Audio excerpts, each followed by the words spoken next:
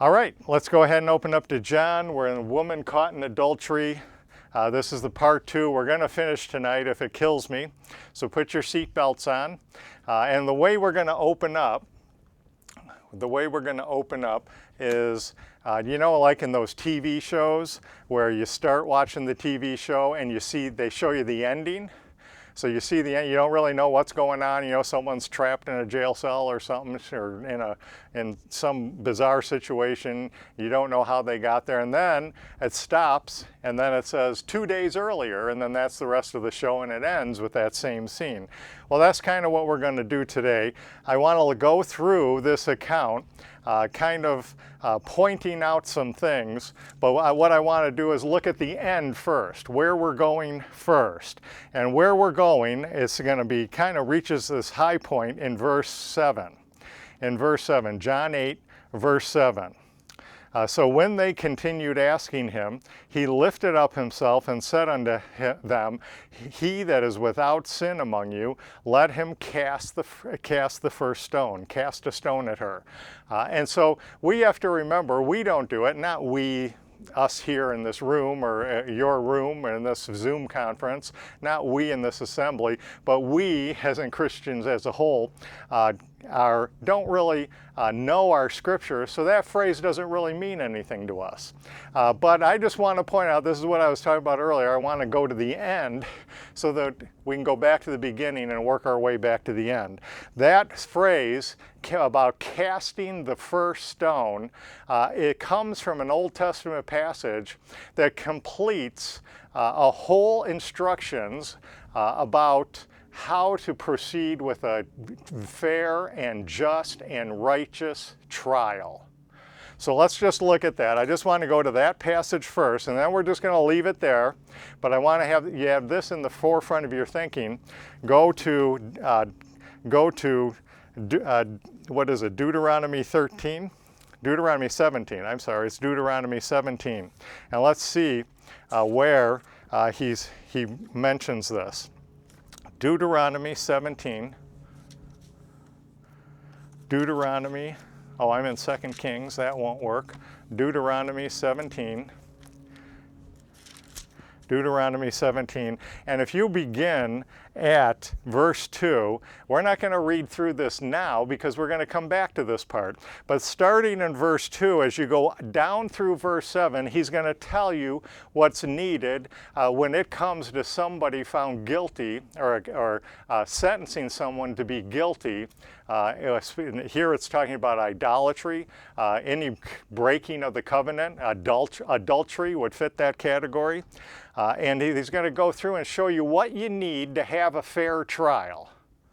And it's this account, what that instructions for a fair trial is going to end in verse 7 with what Jesus said in John 8. So look at verse 7. The hands of the witnesses shall be first upon him to put him to death. So if the witnesses, good witnesses, are used, there has to be more than 2, preferably 3, preferably a whole bunch, and they get to cast, they're required to cast the first stones when someone comes under the death sentence. And so he says, the hands of the witnesses. So at the witnesses, first cast the first stone. Does that sound like what Jesus is saying? Then, what follows that? Then, after the witnesses cast the first stone to put him to death, and afterward, the end of verse 7, again, this is Deuteronomy 17, verse 7, and afterward, the hands of all the people. So then the people join in and cast stones. So the witnesses cast the first stones, and everyone else joins in casting stones after that, the people of the jury. So I just want to bring that up. That's the ending. We'll come back to this at the end, but I want to point out a few things along the way, and then we'll see what kind of trial, this trial they're trying to put up here with Jesus. And so let's go back now. Let's go back to John 8. And let's just go through this account very quickly. We looked at a couple different aspects of it last time. So we have some of the background. But the religious leaders come under the guise of dispensing justice in accord with the law. But if that were true, they would have brought the man as well. See, there's many things that show they're not trying to put on a fair trial here. They're trying, because if they were really trying to cleanse the nation of Israel, the sin of adultery, in accord with the law, in obedience to the law, they would have brought the man. They would have brought him with, because you're not supposed to just stone the woman, you're supposed to stone the man and the woman. And they get caught in their own trap. They reveal themselves, because let's just read through here. And the scribes and the Pharisees, verse 3, brought unto him a woman taken in adultery, and when they had set her in the midst, so this, remember the people, I guess we should have maybe started back at verse 1, but these early in the morning, the people have come around in the temple area, and they're listening to Jesus speak. They come, the Pharisees and scribes, or the experts in the law, supposed, self-proclaimed, self-identified experts of the law. They come and they place this woman caught in adultery in the midst of them. They're going to turn this little get-together. This was probably pretty big together. There's probably hundreds of people there. I'm told the early morning was one of the most populated times of the day for the temple. And so there's probably a lot of people there. I don't know how many, but a lot. And he comes in and brings the woman caught in adultery, and their intent is to have a trial. With the people of the jury. They're the witnesses, they have witnesses, and they're the judges as well. And so they put her in the midst, verse 4, they say unto him, Master, this woman was taken in adultery, in the very act.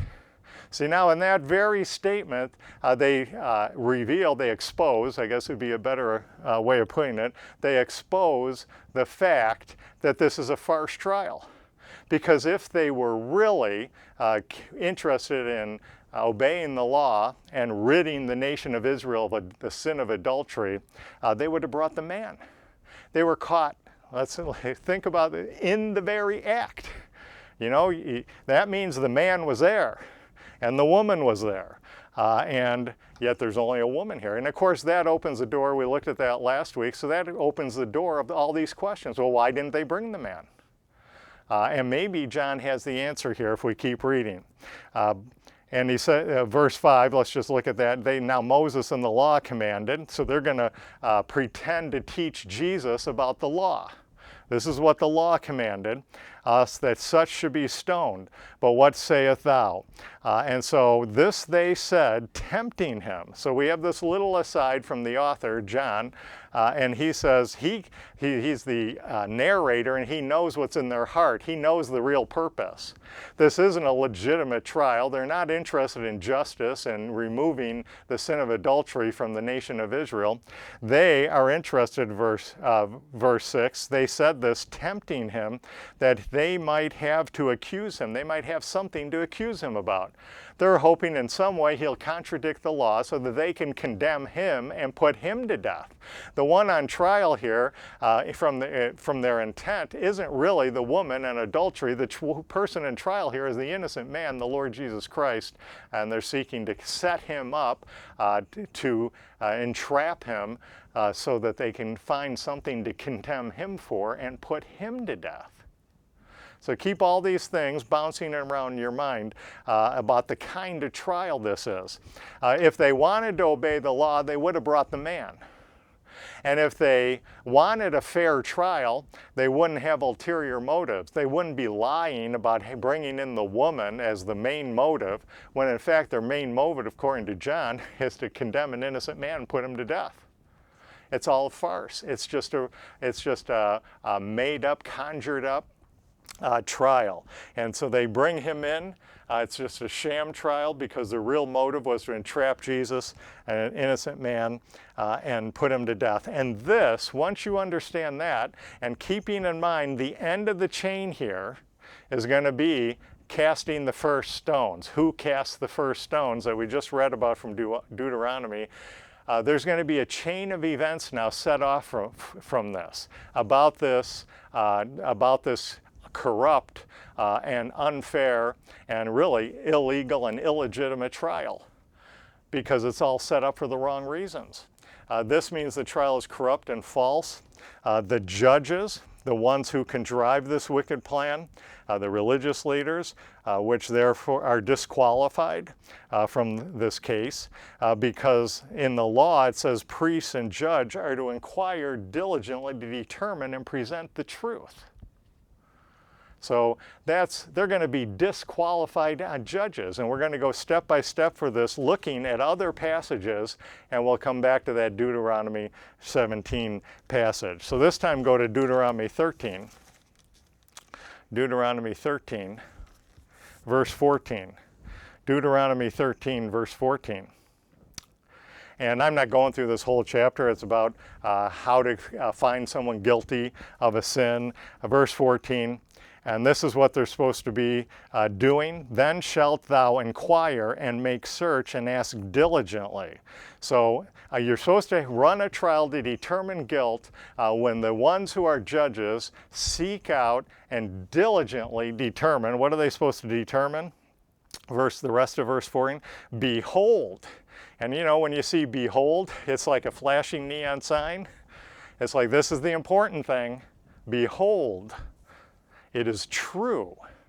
See, this trial isn't true. John tells us the trial isn't a true trial because they're not really here for what they claim to be. They're not really here to purge Israel of the sin of adultery and bring this woman and purge adultery from the nation of Israel.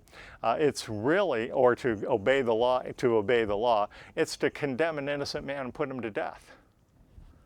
And the purpose of judges, though, the religious leaders in this case, what they were supposed to be doing is diligently seeking and presenting the truth. So the judges are disqualified.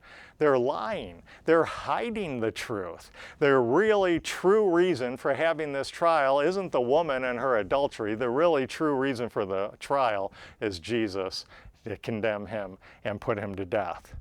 So the judges are disqualified. Go back to John 7. Well, stay in the Old Testament, stay in Deuteronomy. I'll just go on in the notes, but we have to go back to Exodus. So the judges are disqualified because they're not diligently seeking to present and establish the truth.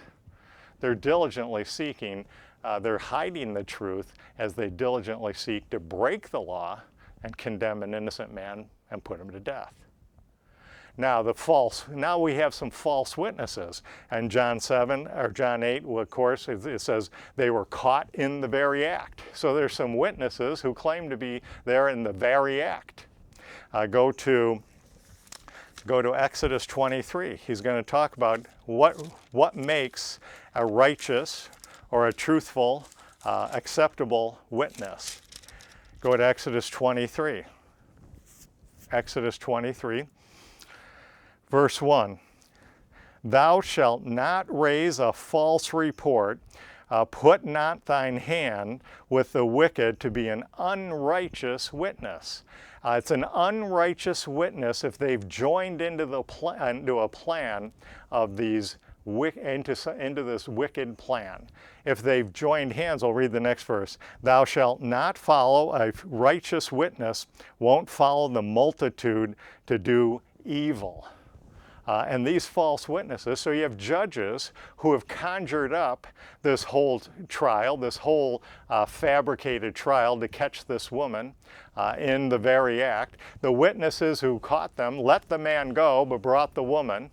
So they were part of this wicked plan, and the plan ultimately doesn't really care about the woman or adultery. It cares about convicting Jesus, condemning Jesus, and putting him to death. So you have judges who concocted a wicked plan, or as it says here, a wicked plan, and a multitude that's planned to do evil. And so that disqualifies the judges. They're not true judges, they're false judges. They've sent out people to catch them, and they've witnesses that are part of this evil plan. They let the man go, they bring in the woman, and they're part of this wicked plan. So they're false judges, they're unrighteous judges. They're disqualified. Completely turns the table on them. And we see this once, we can take this one step further. So we go from a false trial conjured up by false judges who are in cahoots with false witnesses. And now we're going to see the tables turned on them completely, because now one more stop. Let's go to Deuteronomy again, but this time Deuteronomy 19. Deuteronomy 19. Deuteronomy 19, verse 18. And I don't know if you have a study Bible, but my study Bible starts this section under the heading, The Terror of the Law. It doesn't sound too good, does it? So here we go. Keep this in mind. Here we know, John tells us we have the false trial. It's conjured up by false judges who are in cahoots with false witnesses. And they're all part of this wicked, evil plan. Therefore, the whole thing is disqualified. But the chain doesn't end there. There's another link. And that's where we're going to pick it up here in Deuteronomy 19, verse 18. Deuteronomy 19, verse 18. And the judges, here we have it again, what makes a true righteous judge, an acceptable judge? And the judges shall make diligent inquisition. And behold, if the witness be a false witness and have testified falsely against his brother, then shall ye do unto him as he had thought to do unto his brother, or in this case, his sister, so that thou shalt put evil out from among you. So now this chain of events, this is where we're going. John tells us it's a false trial. It's been conjured up by false judges who are in cahoots with false witnesses, all part of this wicked plan, which makes them, under the very law they've come to teach Jesus about, the law said, you were supposed to stone her. Well, the law says you're not supposed to hold a false trial conjured by false judges using false witnesses to condemn someone to death. As a matter of fact, the law says if you are part of a false trial with false judges and false witnesses, it's the witnesses and the judges that come under the same sentence. In this case, of course, it's the death sentence. So the tables have been completely turned. Here you have, they bring her in, there's all these tips, the witnesses supposedly caught them in the act, but they only bring the woman, disregarding the law, and then bring suspicions into the whole trial. Well, where's the man? Is this whole thing just a setup? Did they pay the man to seduce the woman? Maybe she never would have done something like this, and they somehow caught her in this compromising position. Did they set the man? Did they pay the man? Did they offer the man some other benefit? Why did they let the man go? And then, just when we're getting suspicious when we hear that they didn't bring the man, John says it's a false trial. They don't really care about the woman and adultery in Israel. They care, or obeying the law, they care about condemning Jesus and putting him to death, breaking the law. And now, as false witnesses and false judges in a false trial, they come under, the tables have been turned, they now come under the sentence they wanted to put on explicitly on the woman and implicitly on Jesus, the death penalty. I guess you'd call this some more of John's irony. They come marching in, they take over his teaching session, they turn it into a courtroom, they put her in the midst of the jury of the people. They've come up with this wicked plan under the guise of bringing in this woman who's committed adultery. Under that guise, their real intent is to convict an innocent man and put him to death. And the false judges, false witnesses, and according to the law that they came in to instruct Jesus about, that same law says they're under the death penalty. They're the ones who should be stoned. And we get to the end. Now we're going to go a little bit further. This completely turns the tables on the false proceedings with its false judges and witnesses. And what I want to do now is show this goes out further. They're in the temple, right? It's supposed to be a holy place. They're in the temple. This false trial with its false judges in cahoots with its false witnesses has been brought in by the religious leaders and plopped down in the middle of the temple, in the middle of a group of people learning at the feet of Jesus. And they've contaminated everyone. They made the people a jury, the jury of the people, for a false trial with false judges and false witnesses. The jury's contaminated. The people have been brought into this wicked scheme. And the temple, I would suggest, is contaminated. And that brings us back to what we talked about before. This being, I suggest, this is a sign, a non-miraculous sign. Just like I suggested at the first temple cleansing back in chapter 2, when he went in there with a scourge of cords and chased everyone out wildly and chaotically and chased out the animals and overturned the money changers. And here he cleanses the temple by marching in an orderly and calm manner this false trial out of the temple. Let's keep reading. Let's go back. I guess we got to go back to John 8. John 8. So we read verse 7, and again verse 8, he stooped down. Well, let's read verse 6 so we get this other important factor here that we'll come to later. Verse 6, John first tells us it's a phony trial. Then he says Jesus stooped down and with his finger wrote on the ground as though he heard them not. And then we get what we read already. So when they continued to ask him, he lifted himself and said unto them, he that is without sin among you, let him cast a stone at her. And again he stooped down and wrote on the ground. We'll come back to the writing on the ground, the stones of the temple, with his finger, but the only other time you read anything like that is when the Lord wrote on the stones and tablets of the law at the Ten Commandments. He wrote them with his finger, and here you have the Lord Jesus Christ writing with his finger on the stones. We'll come back to that idea, but I just want to keep following through on this. And then verse 9, and they which heard it. Now why would he who is without sin cast the first stone? Why would that prick them? It says, it convicted by their own conscience, went out one by one. They didn't leave in a mass. They didn't all get up and walk out.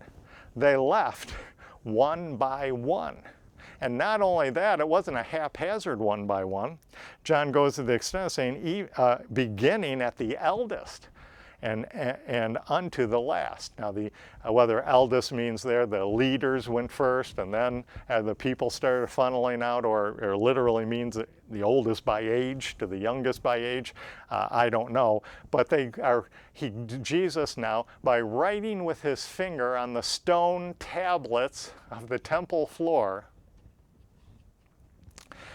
he marches them out in an orderly fashion with their heads hanging low and guilt, one by one, eldest to the last. It's kind of like the end result is the same.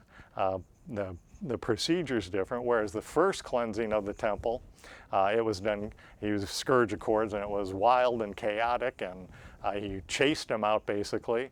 Here, he doesn't even look up while he's writing with his finger on the stone tablets on the ground of the temple. And he marches them out without even looking at them. He just they get marched out somehow. They march out. One could say, I would suggest, one could say that the temple was cleansed this second time. John informs us it's a phony trial arranged by false judges in cahoots with false witnesses. They bring this false trial into the midst of the temple amongst the jury of the people that were listening to Jesus, thereby contaminating the people, contaminating the temple. And Jesus marches them out.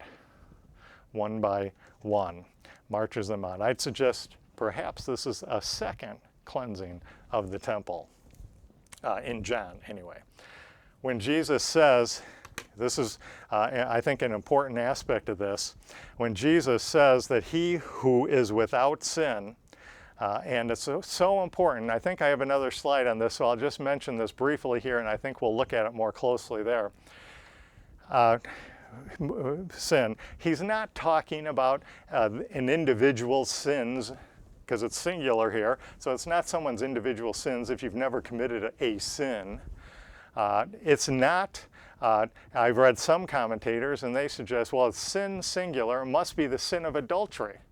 But I'm sorry, if there's hundreds of people there, maybe the religious leaders were all guilty of adultery, but I find it hard to believe all the people were all guilty of adultery. It's not the sin of adultery.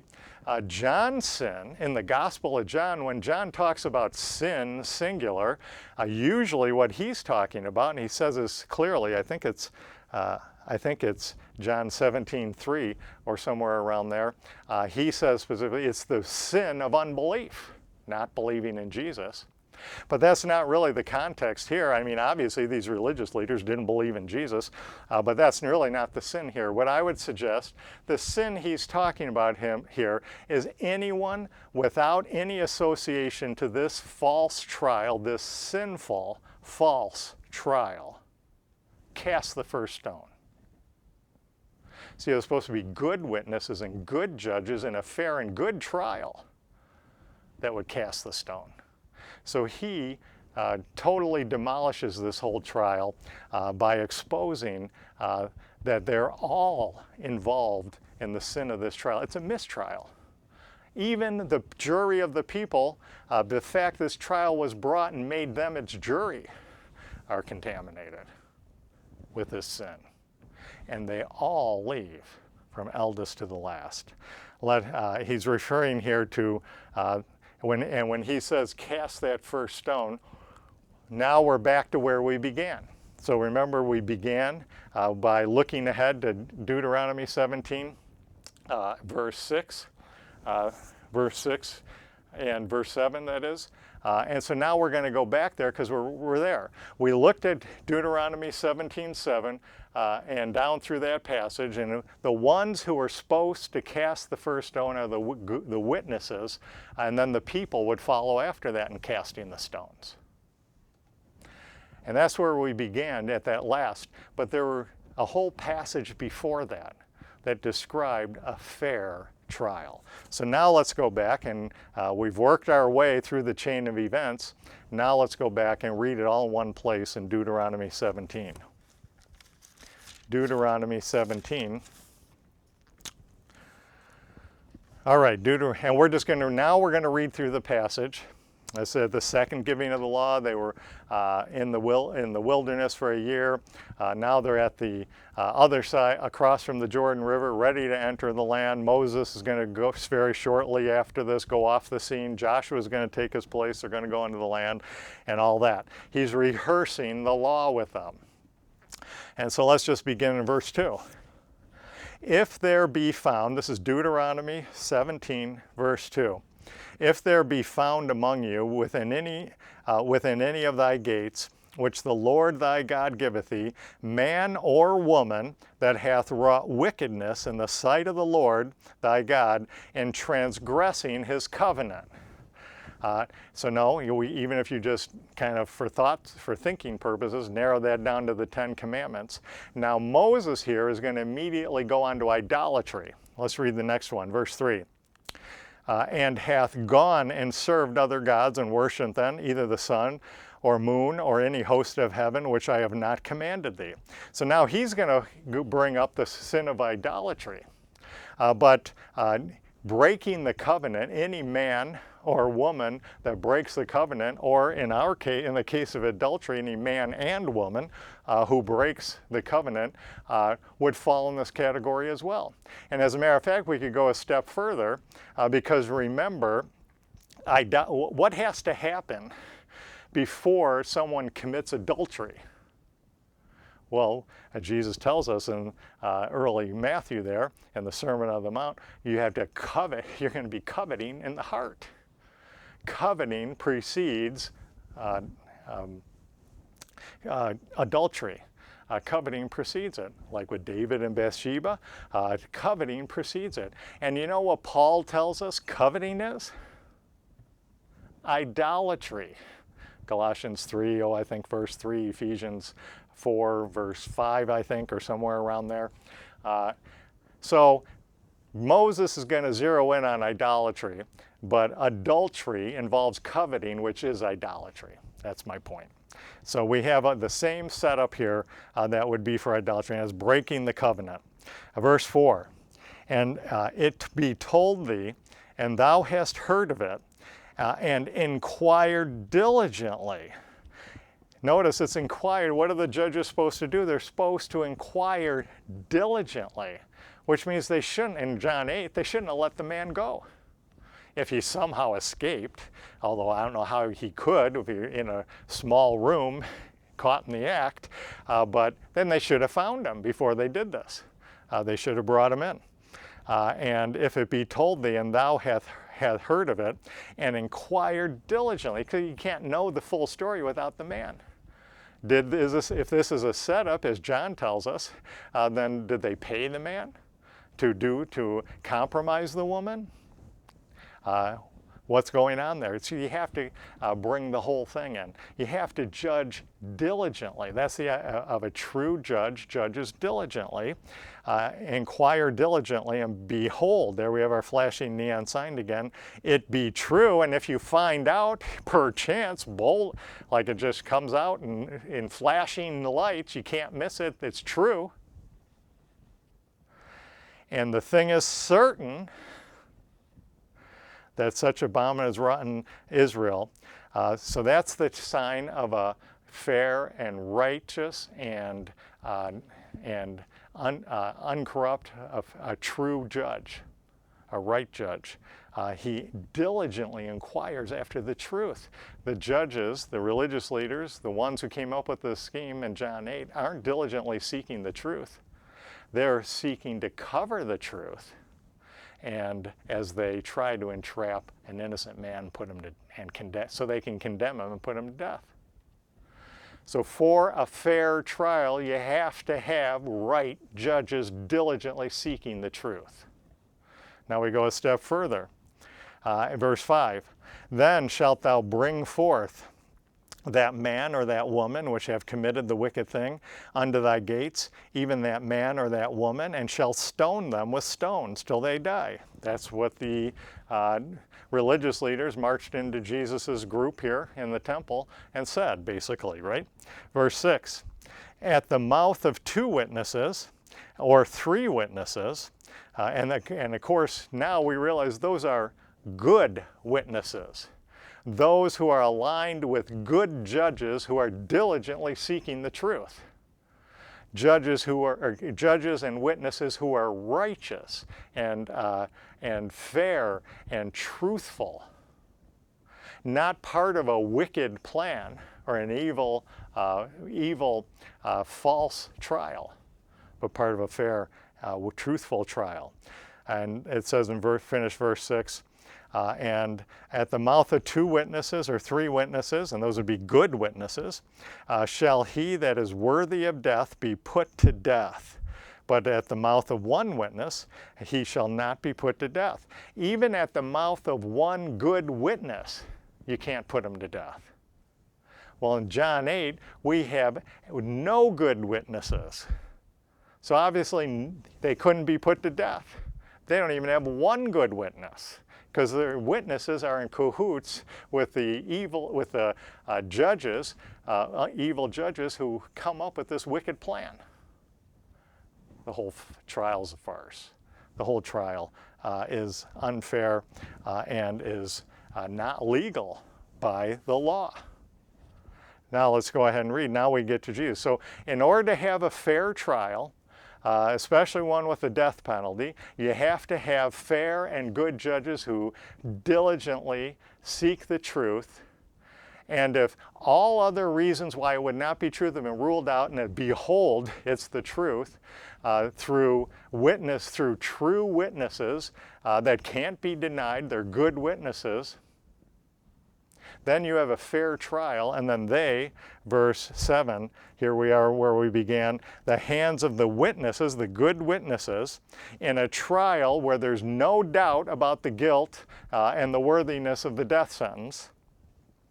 Witnesses shall be first upon him to put him to death. So those witnesses are going to cast the first stones. The good witnesses cast the first stones. Then, afterward, the hands of the people. So shalt thou put evil away from among you. So we have, this is what I was getting at earlier, this chain of events. We looked at it through the rest of the law piecemeal, and now here you have it all at once. Putting this all together, what we learned in the earlier slides, in order to be a fair and righteous trial, you have to have fair and righteous judges who employ or make use of fair and righteous witnesses who, in a trial that behold the truth of the matter is known and can be acted upon, and the witnesses, those good witnesses, cast the first stone. And then the people cast the stone after him. See, that's why these religious leaders brought the woman and put him in the midst of the people. Because they were hoping to have a trial here that would, through the false judges and judges and witnesses, whereby the witness would cast the first stone and the people would cast the rest of the stones. But John tells us it's a false trial. Therefore, the ones who came up with it, the ones who conjured it up, are false judges. And they're making use of false witnesses. There is nobody to cast the first stone. Thus Jesus says, who of you, who without sin will cast the first stones? There isn't anyone there that can cast the first stones because they've all been exposed as part of a sinful trial. Illegitimate, illegal by the law in Israel. And Jesus is writing with his finger on the tablets of stone, on the ground of the temple, like the Lord wrote on tablets of stone when he wrote the law. That law now condemns this whole, the false judges and the false witnesses to what they tried to bring upon the woman and Jesus, death. If anyone deserved death in this scene, it's the people, it's the judges, the false judges and witnesses. Because in order to be a fair trial, it has to be righteous judges and righteous witnesses. They're all just part of this wicked plan. Remember we won't turn there again, Exodus 23, 1 and 2 said to be a good witness, you can't be involved in a wicked plan. You don't follow the multitude in an evil plan. These witnesses did.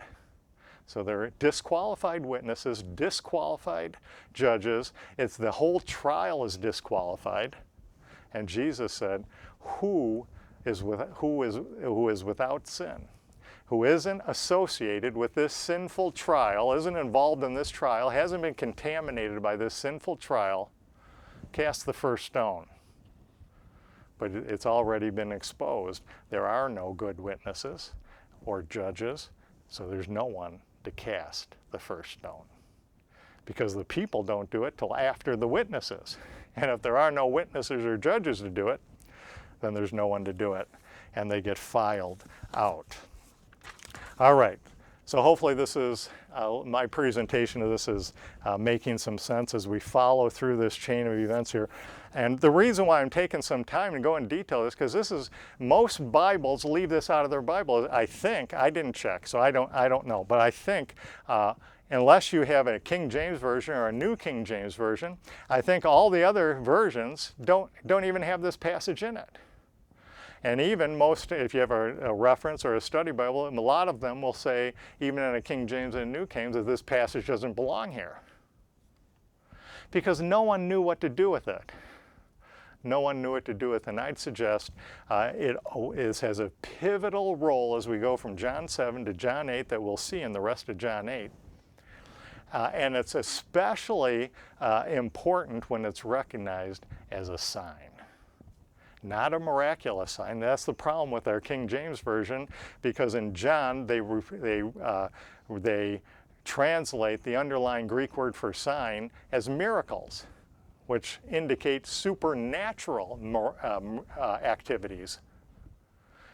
While one could say all miracles are signs, one might be able to say that.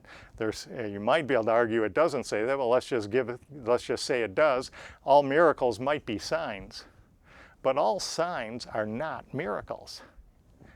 The Old Testament prophets, we looked at some of those last time. They did signs, but they weren't miraculous. You know, they'd build a Jerusalem in sand or something on a tablet and draw it out or whatever, and then bombard and that was a sign of the coming destruction of Israel and Jerusalem and all that. So if this is a sign, John 8, there's no trial. They're false witnesses, false judges. Therefore, they fall under they came to condemn, pretend to condemn the woman, and really seek to condemn Jesus to death. And they're going to walk out of here, heads hanging low, one by one, with the law putting them to death. Jesus, in effect, is exposing their sin. He declares a mistrial. He dissolves the court. He cleanses the temple, gets rid of the judges, gets rid of the witnesses, gets rid of the people. They all march. He marches them all. They've all been contaminated. It's a false trial conjured up by false judges working in cahoots with false witnesses. And now they plopped it down in a jury of the people. Now they've contaminated the people. They've contaminated the temple. And Jesus calls a mistrial. Maybe we'd call it a mistrial today. The court, he dissolves court. And he cleanses the temple again from the sin of this trial. That's the sin involved here. This whole trial is a sinful production from beginning to end. From beginning to end. Instead of executing the death sentence on the woman and the man, which is what they wanted when they entered the temple, now they leave the temple under the death sentence of the law. He's turned the tables on them. Oops. Now, of course, this isn't what most of the traditional teaching on this, right? We've all heard this, and I'd say we must not. Maybe I should have capitalized and underlined it, in my opinion anyway. We must not do what most of historic Christianity has done, and trivialize this passage by reducing it to a simple morality tale, like an Aesop fable or something, morality tale or morality play.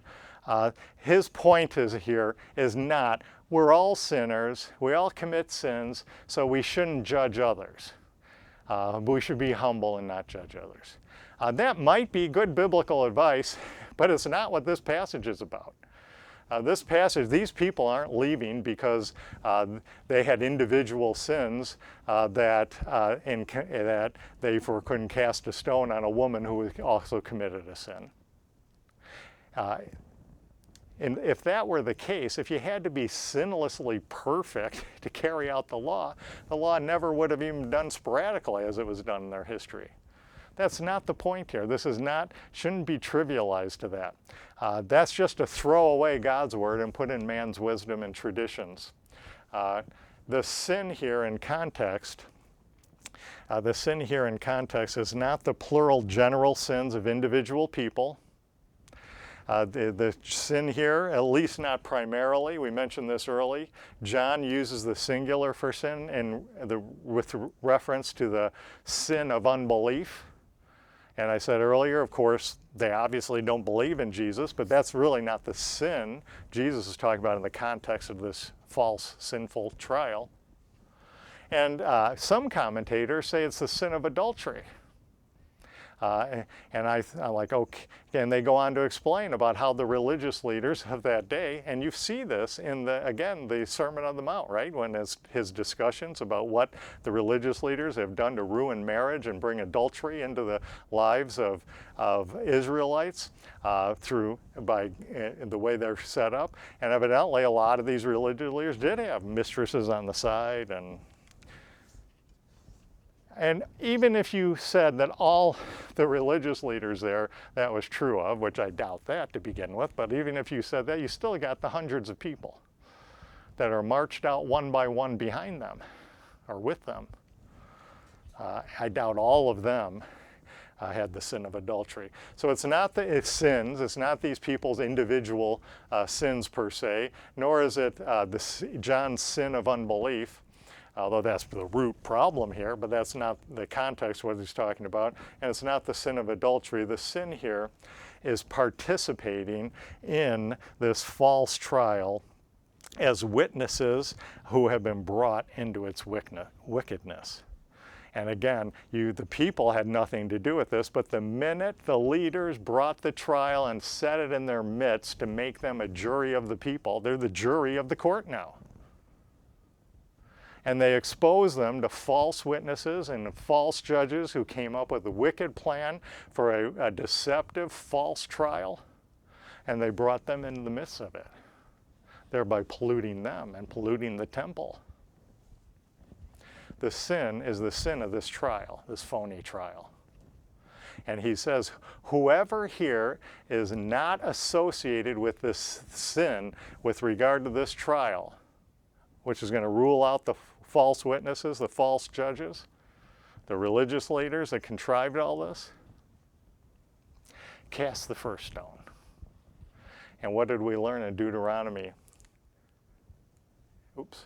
Deuteronomy 17:7.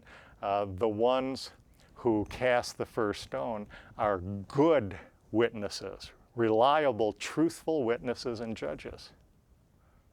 So they left first, because Jesus is calling their bluff. This is a corrupt trial.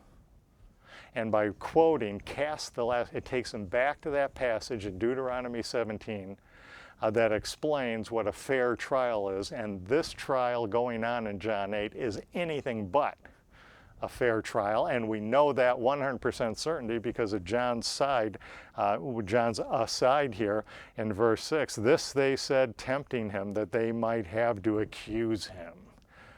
They wanted to condemn him. And while John doesn't say it here, we know they wanted to condemn him, to put him to death. Starting back in John 5, we've been reading about how they wanted to put him to death. They keep trying to take him, but they can't. It's not his time.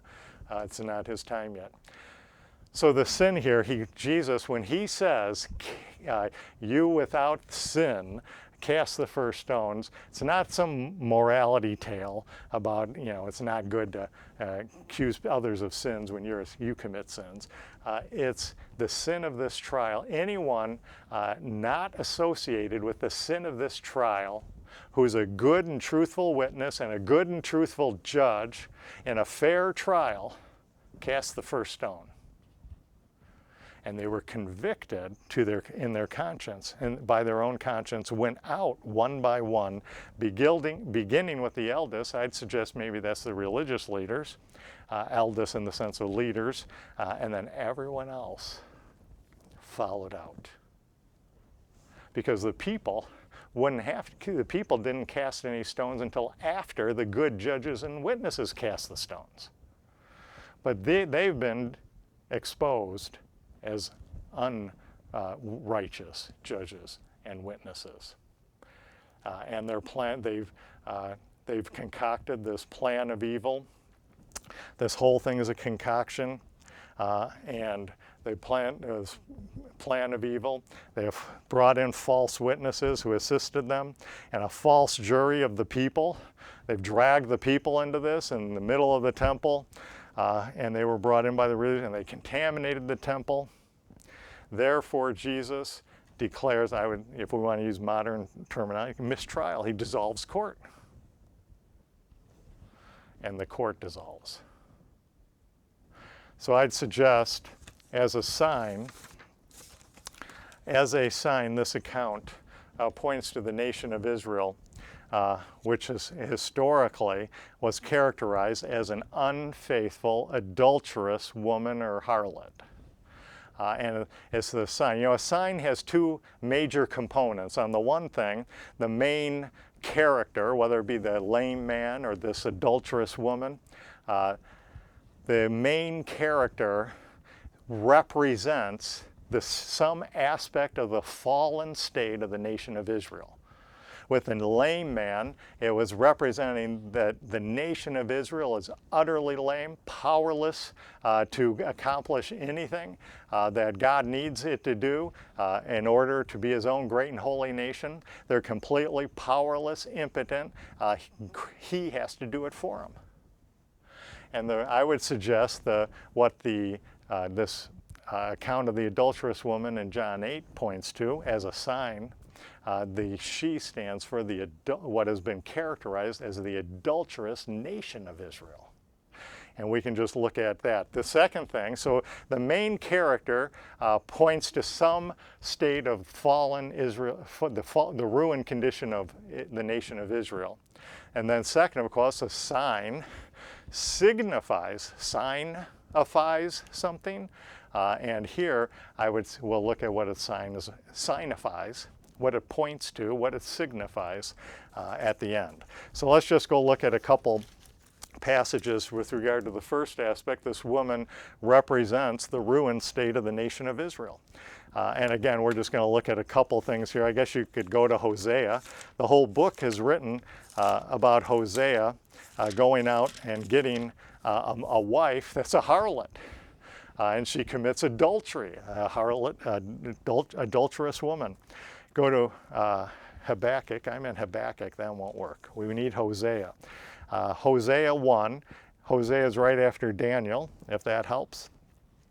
Hosea 1. And I'm just skipping a stone over these verses. I'm not going to develop the book of Hosea, but I just want to bring this out here. Verse 2, Hosea 1, verse 2. The beginning of the word of the Lord by Hosea, and the Lord said to Hosea, Go, take unto thee a wife of whoredoms and children of whoredoms for the land. So that's a metaphor, right? He's going to. This is a sign. Here we are, a sign. I forgot this was a sign. Here we have a sign. He's going to go take a wife of a harlot, and it represents the fallen state here of especially the northern kingdom when Hosea is writing. For the land hath committed great whoredom, departing from the Lord. These departed from the Lord. So he's going to use this talk. Go to chapter 2. Chapter 2, verse 2. And he's going to talk to the children here, and he's going to say, verse 2 of his wife, plead with your mother, plead, for she is not my wife. He's given her a bill of divorcement, just like he gave the nation of Israel. He sent the northern kingdom out into captivity through the Assyrians, and we'll read in a couple other verses, he's going to send the northern kingdom went out with a letter of divorcement to the Assyrians, and the southern kingdom is going to go, he's going to have a letter of divorcement for that, and the Babylonians are going to come and take her away. So plead with your mother. She is not my wife. I've given her a bill of divorcement. Neither am I her husband. Let her therefore put away her whoredoms out of her sight and her adulteries from between her breasts. So we have this whole concept. The adulterous woman, I would suggest, points to the ruined state of the nation of Israel that's characteristically called, especially in the prophets, as committing adultery, the adulterous nation of Israel, because he left God. Left God, the one true God, and established relationships with other gods and other nations and other things, committing adultery. Go over to Jeremiah. That's backwards a few chapters. Isaiah, Jeremiah. Jeremiah 3, verse 8 and 9. Jeremiah 3, verse 8 and 9. And I saw when for all, this is about backsliding Judah. This would be the southern kingdom now. Remember Jeremiah, the northern kingdom's already been taken off. He's prophesying the southern kingdom's going to be carried off by Babylon. And I saw, verse 8, Jeremiah 3, verse 8, and I saw when for all the causes whereby backsliding Israel committed adultery. So here we have the adulterous wife again. I had put her away, a letter of divorcement, and given her a bill of divorcement. Yet her treacherous sister Judah feared not, but went and played the harlot also. So the northern kingdom was an adulterous wife, and God gave them a letter of divorcement, and the Assyrians carried her away. God thought that would encourage the southern kingdom to return to him. Instead, the southern kingdom followed what the northern kingdom did and committed adultery against the Lord by going to other gods and nations. So the Babylonians came and took Judah away, the southern kingdom away. Now go to Ezekiel. Ezekiel, this whole adultery concept throughout all these prophets. Jeremiah, go to Ezekiel 16. Ezekiel 16, verse 32. Ezekiel 16, verse 32. 16, verse 32. Now Ezekiel is prophesying about Jerusalem. So we have a prophecy from Hosea about Israel, the adulterous wife, Israel, the northern kingdom. Then in Jeremiah, we have the adulterous wife, Israel, referring to the southern kingdom, Judah. And now they've both been carried away. Now the only thing in Ezekiel left standing is Jerusalem. Judah's gone, the southern kingdom's gone, the northern kingdom's gone, and their adulteries, they've been carried off. Now look at Jerusalem. We're down to just Jerusalem here in Ezekiel. Remember, Ezekiel's in Babylon, and he's prophesying. Ezekiel 16:32. He's talking about Jerusalem here. But as a wife that commits adultery takes strangers instead of her husband. Even Jerusalem is an adulterous wife. And not long after this, and the explanation for this is that Babylon is going to finish off the captivity of the southern kingdom by destroying Jerusalem. Israel, the adulterous wife. Now, the one thing we didn't read in Hosea is how Hosea promised, and with regard to his wife, and God promised with regard to his adulterous wife of Israel, the nation of Israel, that he was going to woo her back. Woo her back. And I would suggest here in this first coming of the Lord Jesus Christ, he's come now not in accord with the law. If he came with accord of the law, he'd go down and consume them. Then if there's anyone left standing, he'd give them grace and mercy. He didn't come this way. He didn't come that way. He'll come that way in the second coming, but the first coming, he doesn't come that way. First, he comes in the first coming, dispensing grace and mercy. To those who respond in faith, they get more grace and mercy. To those who respond and reject it in unbelief, wrath and judgment. And the Lord has come at that time to destroy. Unbelief. Didn't come at that time to destroy unbelieving, apostate, rebellious, adulterous Israel in accord with the law. He came at that time beginning to woo her back to himself, dispensing grace and mercy in accord with his I am, Jehovah name. Is it anyone? Does that kind of tie into John 8 when you remember there's more I am sayings in John 8 than in any other single area. They're more concentrated here than any other book. He's begun wooing her. Of course, that's going to all be fulfilled through that tribulation and on at the second coming and into the kingdom. But it was beginning here. So that's the adulterous woman, represents the adulterous nation of Israel. And you can look up these. I didn't go to Matthew. In Jesus' day, he's still calling them an adulterous generation. Then let's just look, because I want to close this section. Jesus wrote with his finger on the ground. At the very beginning, when we started this, we looked at Exodus 31 and Deuteronomy 9. When God gave the law, when the Lord wrote the law, he wrote with his finger on tablet stones. Here, Jesus writes with his finger on tables of stone on the temple ground. Jesus, I would suggest, the sign element of this, it points to, it signifies that Jesus here declares that he is not only superior to Moses, he himself is the very author and giver of the law to Israel. In short, his finger is the very finger of God who wrote the law and gave it to Israel at Sinai hundreds of years before. Hundreds of years before, but it doesn't end there. The end of the chapter, and this will be the last thing, because I know we're late. Go to John 8, verse 58. So the beginning in this account with the adulterous woman, it goes back to Sinai, hundreds of years, 1,500 years. Now, and the chapter ends in verse 58. Jesus said unto them, Verily, verily, I say unto you, before Abraham was, I am.